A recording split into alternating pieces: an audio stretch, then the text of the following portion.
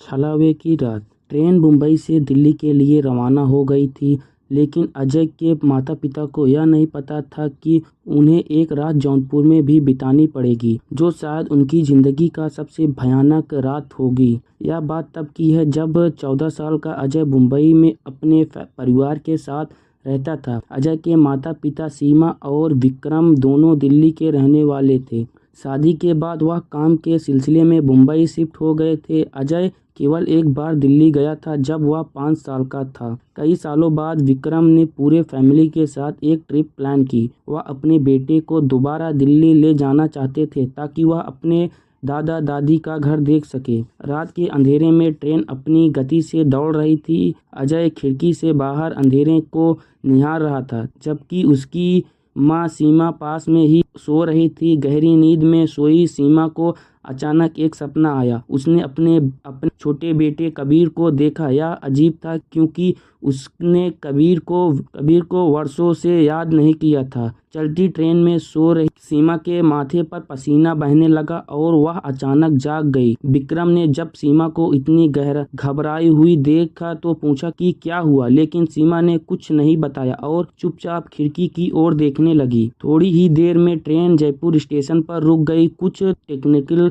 खराबी के कारण सभी यात्रियों को ट्रेन से उतरना पड़ा। विक्रम ने फैसला किया कि वह रात जौनपुर में ही बिताएंगे और अगली सुबह पहली ट्रेन से दिल्ली के लिए निकल जाएंगे। रात के करीब 12 बज चुके थे और चारों तरफ अंधेरा था। विक्रम ने रेलवे स्टेशन के पास एक ही होटल में कमरा बुक कर लिया। जैसे ही अजय ने कमरे में कदम रखा, उसका सिर में तेज चुभने महसूस हुई। उसने इस मामूली सिरदर्द समझकर किसी को कुछ नहीं बताया और बिस्तर पर लेट गया। अजय और उसकी माँ सीमा एक कमरे में सो गए, जबकि विक्रम दूसरे कमरे में। लेकिन सीमा को नींद नहीं आ रही थी। वह पूरी समय अपने छोटे बेटे कबीर के ही बारे में सोचती रही। जब अजय 5 साल का था तब उसके छोटे भाई कबीर का जन्म हुआ था, लेकिन एक हादसे में कबीर को हमेशा के लिए खो दिया गया था। जब अजय 5 साल का था और कबीर केवल 1 साल का था, तब वह सब एक बार ट्रेन से जयपुर जा रहे थे। विक्रम ने छोटे कबीर को अपने गोद में उठाया हुआ था, लेकिन रात में करीब 2:30 बजे 2 मिनट के लिए विक्रम की आंख लग गई। ट्रेन की हल्की झटके से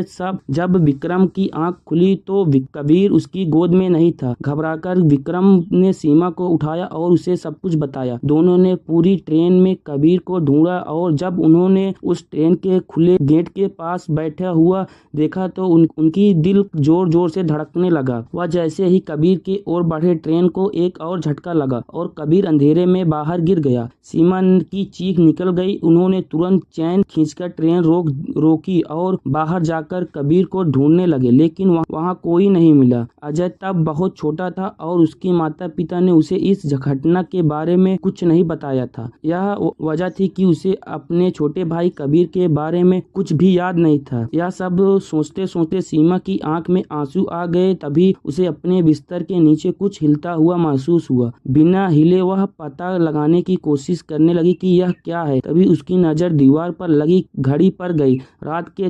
3:30 घड़ी में बज रहे थे। अचानक कमरे का तापमान गिरने लगा और बहुत तेज ठंड हो गई, जबकि बाहर गर्मी का मौसम था। सीमा को कुछ बहुत अजीब लगने लगा। तभी उसकी पीठ के पीछे से एक आवाज आई। कोई बहुत धीरे धीरे उसे पुकार रहा था और पीछे मुड़ने के लिए कह रहा था। सीमा डर से कांपने लगी और करवट लेकर लेटी रही। उसे लगा जैसे उसके छोटा बेटा कबीर ही उसे पुकार रहा है। वह मुड़ने ही वाली थी, लेकिन फिर रुक गई। उसे कहीं से याद आया कि जब कोई आत्मा पुकारे तो पीछे नहीं मुड़ना चाहिए। कुछ देर तक आवाज उसे पुकारती रही, लेकिन फिर अपने आप बंद हो गई। कुछ ही मिनट में ठंड भी कम हो गई और कमरे का तापमान पहले जैसे समान हो गया। जब सब कुछ ठीक हो गया तो सीमा ने धीरे धीरे हिम्मत जुटाकर पीछे मुड़कर देखी। वहाँ कोई नहीं था, सिर्फ अजय सो रहा था। सीमा ने अजय के माथे पर हाथ रखा तो वह बहुत तेज तप रहा था। उसने तुरंत उसे दवाई दी और माथे पर